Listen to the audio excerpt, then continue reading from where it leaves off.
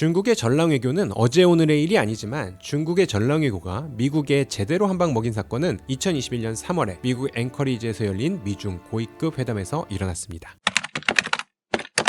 이 회담의 중국 측 대표는 양제츠 중국 공산당 외사공작위원회 판공실 주임이었습니다. 이 사건의 전말을 이해하기 위해서 양제츠 주임이 누구인지 먼저 설명을 드려야 할 것 같아요. 올해 72살인 양제츠는 1950년 상하이의 슬럼가에서 태어났습니다. 아버지는 초급 공무원에 불과했지만 양제츠는 똑똑했죠. 문화대혁명 기간에는 공장 노동자가 되어야 했지만 미국의 닉슨 대통령이 1972년 중국을 방문하고 대탕태 시대가 펼쳐지면서 저우언라이에게 선발되어 해외로 나가게 됩니다. 양제츠는 1983년 주미 대사관에서 근무하면서 중국 지도부와 부시 가문의 비밀 연락책을 맡아왔습니다. 훗날 미국 대통령이 된 아버지 부시가 티베트를 여행하며 수행할 때 양제츠는 조지 부시를 수행하며 마음을 얻었죠. 2001년에 양제츠가 주미대사로 임명될 때 뉴욕타임스는 그 어느 나라가 부시 가문과 25년간의 사적 인연이 있는 인물을 대사로 임명할 수 있을까라며 환영의 메시지를 보냈죠. 그리고 2001년에 미국 전투기가 중국 영공에서 중국 전투기와 충돌해 추락하는 사건이 발생했는데 미중 관계에 큰 위기였습니다. 그때 양제츠는 이 사건을 조용히 해결하는 데 큰 공헌을 했죠. 그때는 이 사건을 조용히 해결하는 것이 미국과 중국 모두에게 좋던 시절이었습니다. 2007년 양제츠는 중국의 최연소 외교부장으로 승진하게 됩니다. 그리고 2017년에는 중국 공산당 정치공원으로 임명되죠. 이처럼 양제츠는 중국 대미 외교의 산 증인입니다. 37년 전 덩샤오핑은 미국을 방문해 레이건 대통령을 만났을 때 양제츠가 항상 예의 바른 사람이라고 칭찬을 했습니다.